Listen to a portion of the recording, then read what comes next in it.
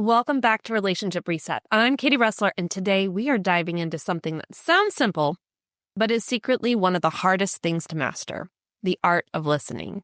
Listening isn't just about hearing words. It's about truly understanding what's behind them.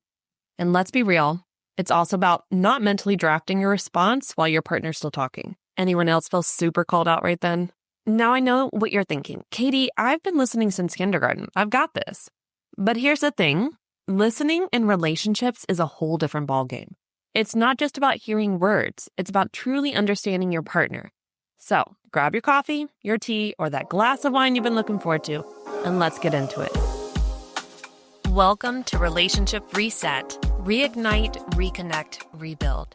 The podcast for high-achieving couples who want to transform their relationship from surviving to thriving.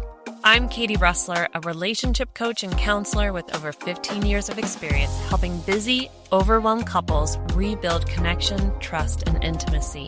If you've been together for years and feel stuck on autopilot, disconnected and frustrated by constant miscommunication, you're in the right place. Each week, we'll explore practical tools, relatable stories, and strategies to help you reignite the spark, rebuild your bond, and create the relationship you've always dreamed of. Because no matter how long you've been together, it's never too late to hit reset. Let's dive in. Okay, first things first, listening isn't just sitting quietly while your partner talks. I mean, sure, silence is part of it, but great listening involves your whole self, your ears, your mind, and your heart. Let's break it down. Imagine your partner says, "I'm really stressed about work." If your response is, "Yeah, work's stressful," and then you go back to scrolling on Instagram, guess what? You're not really listening. You're hearing, but you're not engaging. True listening means putting your phone down, making eye contact, and saying something like, "I'm sorry you're feeling that way. Do you want to talk about it?" Do you see the difference? It's about being present and showing your partner that what they're saying matters. A lot of resentment and breaking of trust happens in these moments where we try to come to our partner to share about our day, our struggles, our challenges, and we're met with nothing. We're met with somebody who is barely present and mindful or in the moment. And we start to feel a sense of, I really can't trust you with what's going on in my life. So we stop talking. We stop connecting. Now let's talk about the things we think are listening, but are not, because these are getting in the way too. These are the sneaky little habits that trip us up. The first one is jumping to solutions. Raise your hand if you've ever said, "Why don't you just," when your partner's venting. Yep, me too. But here's the thing. Most of the time, your partner doesn't need you to fix it. Just like you don't want them to fix it, they need you to hear it. They need you to listen. So when we go from, "I'm listening to you," to, "Oh, I've got solutions because I'm really actually tired of hearing you," or "I know how to fix this," and "Oh man, you keep bringing this up, so why don't you just finally do this thing I've told you to?" We're not actually helping, okay? So can we just work on not doing that? And again, I'm raising my hand here. So we're going to work on this. Number 2, interrupting. This one's a classic, probably my biggest pitfall. Maybe you're excited to share your thoughts, or maybe you're trying to relate. Maybe there's something where you're like, but I have this thing, or I want to correct you, or no, that wasn't exactly it. Either way, cutting your partner off sends the message that what you have to say is more important. Remember in episode 2, we talked about respect. Well, this is where we need to put it into action. Respect your partner enough not to interrupt them. Number 3, defensiveness.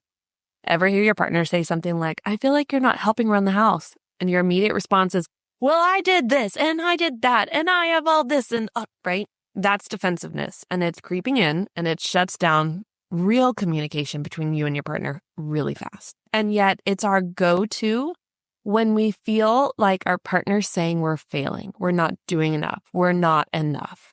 So we get defensive. Instead of just hearing our partner go, "I'm overwhelmed, I just need some help." Oh, I can be of service to you. Not, "I am failing and I'm not enough." No, I can be of service to you. I can help. So do you recognize any of these 3 pitfalls, jumping to solutions, interrupting, or defensiveness? Don't worry, you're not alone. The good news is awareness is the first step to change, right? We all know this. Awareness is the key. But then you need to do something about it. Now let's talk about a game changer, reflective listening. Man, this is a huge one in the therapy world. It's like holding up a mirror to your partner's feelings so they know you truly get it. Here's how it works. When your partner says something, you repeat it back in your own words. Here's an example. If they say, I feel like I'm the only one who cares about cleaning the house. You might say, so you're feeling overwhelmed because it seems like you're doing all the cleaning. This does two things. First, it shows your partner that you're paying attention. And second, it gives them a chance to clarify if you misunderstood. They can go, no, what I'm trying to say is this. And you go, oh, okay, now I get it. It's simple, but it's incredibly effective. And to be honest, it's like 101 in the counseling world. Funnily enough, it's one of the first techniques we have to learn. And we have a whole test where we sit with another individual in a quote therapy session. And all we can do is reflectively listen. It's aggravating, especially for those of us who are like, well, I have a suggestion. Here's a thought. Here's a thing. What about that? No. It's important that we learn how to be good listeners. And the way to do that is to reflect in our listening. Here's what I hear you saying. So this is what you're experiencing. This is what you're feeling. And allowing them to clarify before we even jump into suggestions, opportunities for change, maybe think about it this way, whatever is coming up next. So reflective listening is great.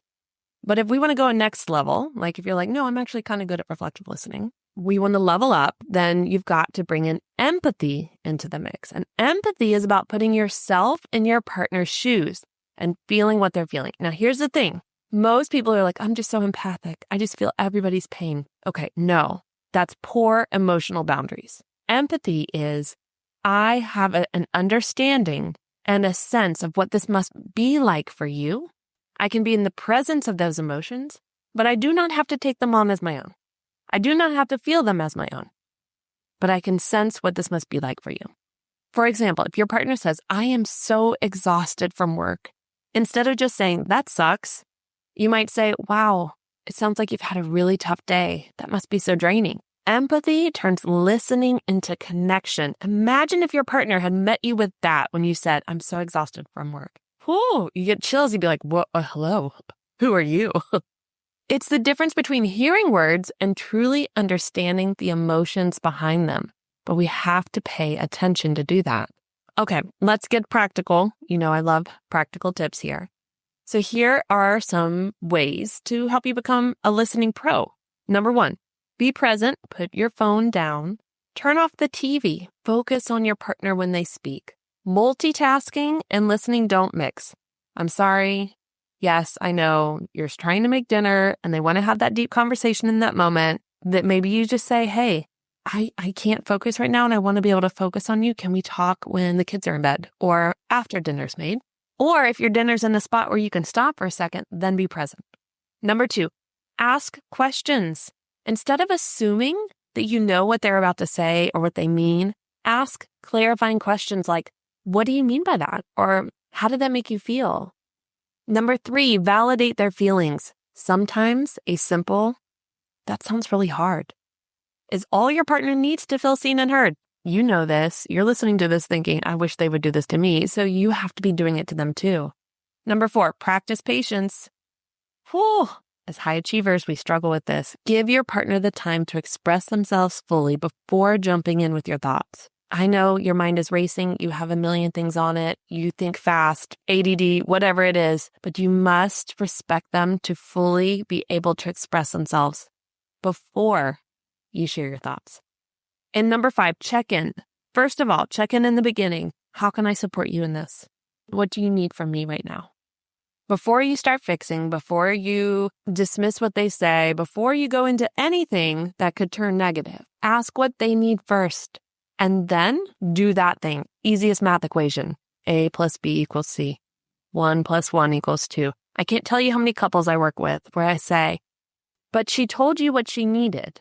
Well, yeah, but I just wanted to go ahead and do this thing. Yes, but she told you what she needed. It would have solved everything. 1 plus 1 equals 2. She gave you the math equation. You just needed to give the other 1. And then it would equal 2, which is the harmony you want. This happens on repeat. It's not gender specific. But if we check in the beginning, it can be really impactful and save us a lot of time and energy. Check in also at the end of the conversation. Ask, did that help? Is there anything else you want to share? It shows you're invested in the conversation and in the experience. And yes, all of these tools are not just for your relationship. They can be at work. They can be in your family life. You can be with your friends. These are great tools for better listening for anyone. So why does all this matter? Because listening is one of the most powerful ways to show love and respect. It builds deeper connection. When you listen well, you're telling your partner, you matter to me. Your thoughts and feelings are important. And here's the thing, when both partners feel heard, it creates a positive cycle. Better listening leads to better communication, which leads to stronger connection, trust, and intimacy. It's like a domino effect, but in the best way. So here's your homework. This week, focus on listening. Pick one conversation with your partner and practice being fully present. Use reflective listening, validate their feelings, and see what happens.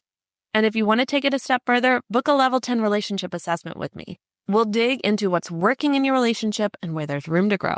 It's like a listening boot camp, but way more fun and without the muscle aches. The link's in the show notes.